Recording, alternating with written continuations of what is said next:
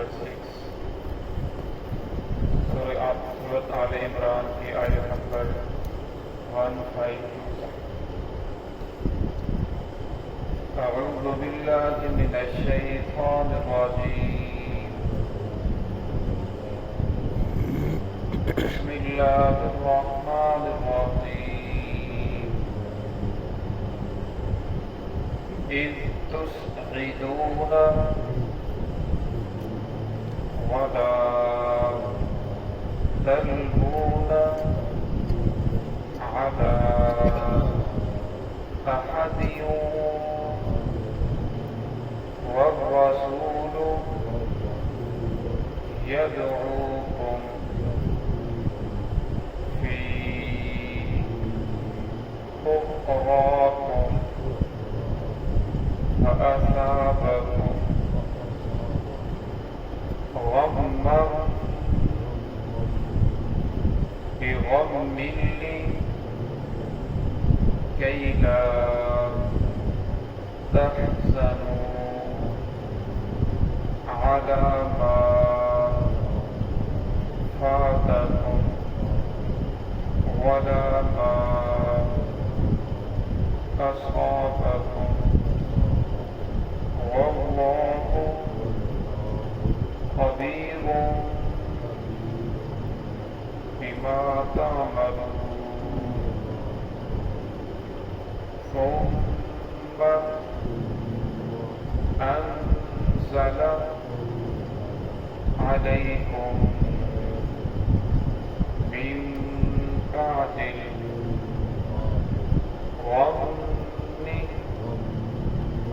أمنة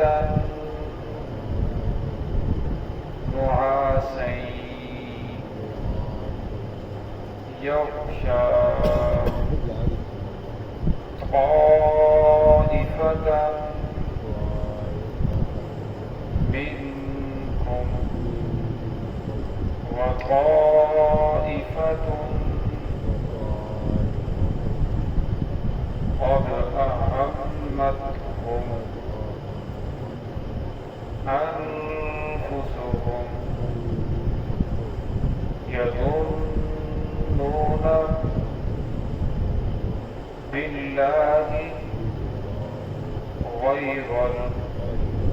الحق ظن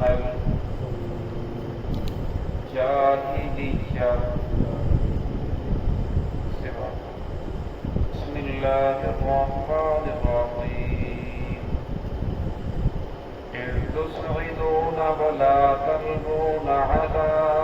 أحد والرسول يدعوكم في أخراكم فأصابكم غما بغم لكي لا تحزنوا على ما فاتكم ولا ما أصابكم والله خبير بما تعملون. ثم أنزل عليكم من بعد الغم أمنة نعاسا يغشى طائفة منكم وطائفة قد أهمتهم أنفسهم يظنون بالله غير الحق ظن الجاهلية। إذ تصعدون वला तलवून, जब तुम चढ़ रहे थे पहाड़ी के ऊपर, वला तलवून अहदिन, और नहीं देख रहे थे तुम किसी एक की तरफ, वर्रसूल यदऊकुम, और रसूलुल्लाह सल्लल्लाहु अलैहि वसल्लम तुम्हें बुला रहे थे, फी उखराकुम, तुम्हारे पीछे से, फ़असाबकुम गम्मन बिगम्मिन लिकै ला तहज़नू, फिर तुम्हें पहुंचा गम पर गम,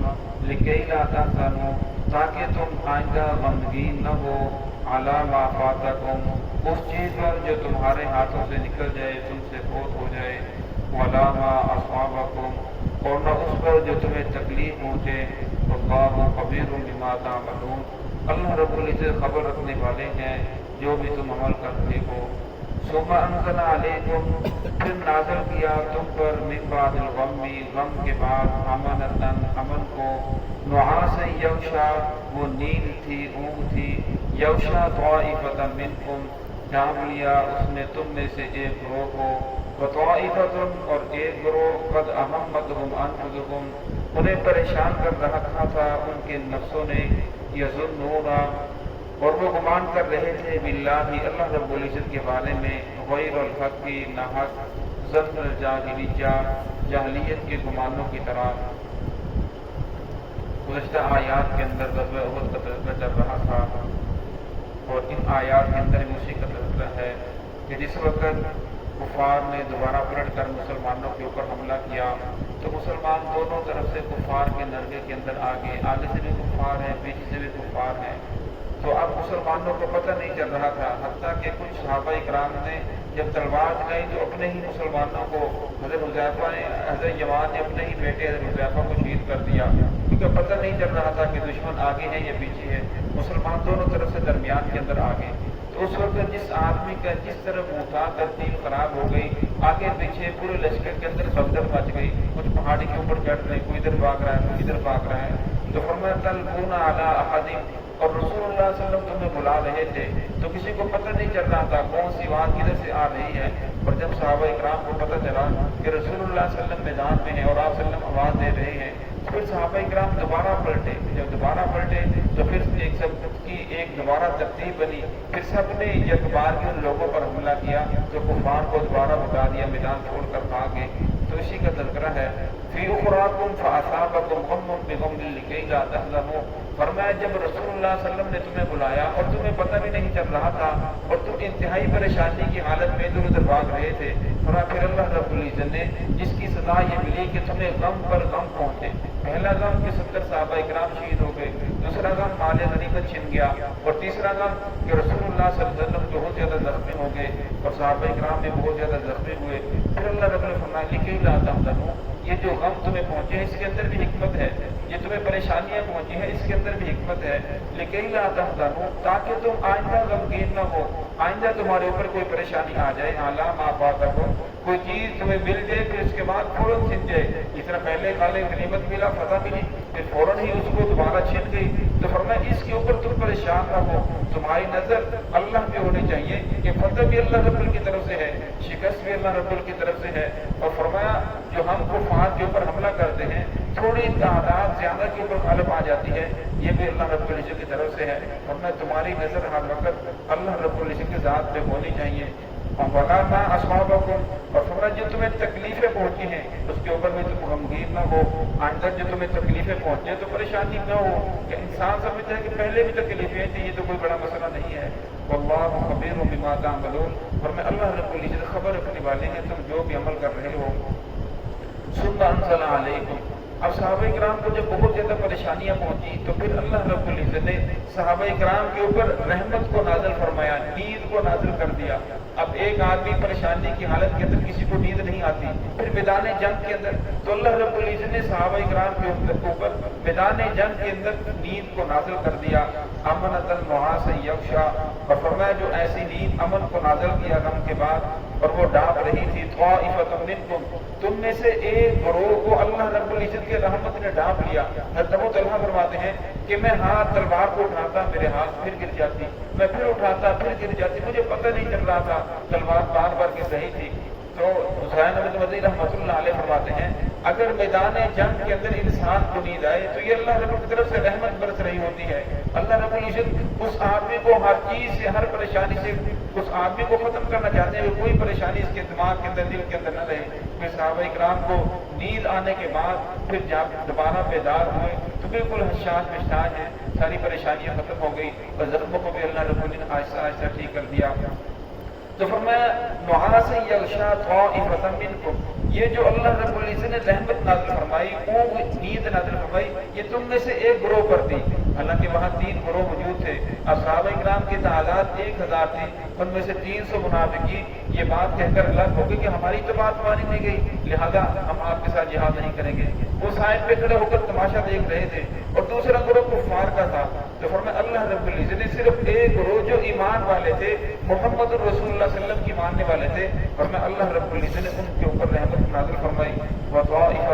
ताइफतुन कद अहम्मतहुम अनफुसुहुम, फरमाया एक ग्रोह वो था जिन्हें उनको उनके नफ्सों ने परेशान कर रखा था। अब वो गुमान कर रहे थे अल्लाह ताला के बारे में नाहक गुमान, और कहते थे कि कुफार ने अल्लाह रब्बुल ने हमें मरवा दिया, ये मुसलमान इतने ज्यादा शहीद हो गए, अब कुफार तो हमारे घरों के अंदर दाखिल हो जाएंगे, क्योंकि वो तो पहले भी मुसलमानों के साथ मिलकर जहाँ नहीं कर रहे थे बल्कि साइड पे खड़ा होकर तमाशा देख रहे थे। और मुनाफिकों का पहले भी ईमान कमजोर था। जो मुनाफिक होता है उसका ईमान तो पहले नहीं होता, पहले ही दिलों के अंदर ईमान नहीं था। अब वो तरह तरह की बातें करने लगे कि अब कुफार तो हमारे घरों के अंदर दाखिल हो जाएंगे, हमारे घरों के अंदर दाखिल होकर हमें कत्ल करेंगे। और मैं वो अल्लाह ताला के बारे में इस तरह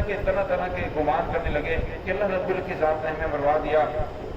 बिल्लाहि गैर हक की ज़न्नल जाहिलिया, और मैं अब वो सोच रहे थे कि दोबारा कुफर की तरफ लौट जाएं और दोबारा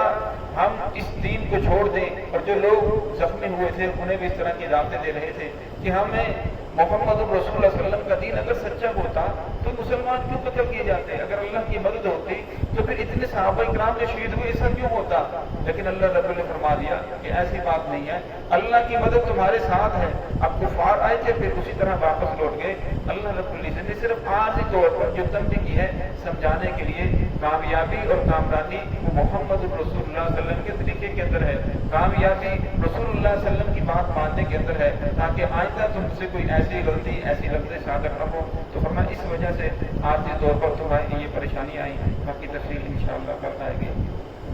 दुआ है कि अल्लाह रब्बुल इज्जत हम सबको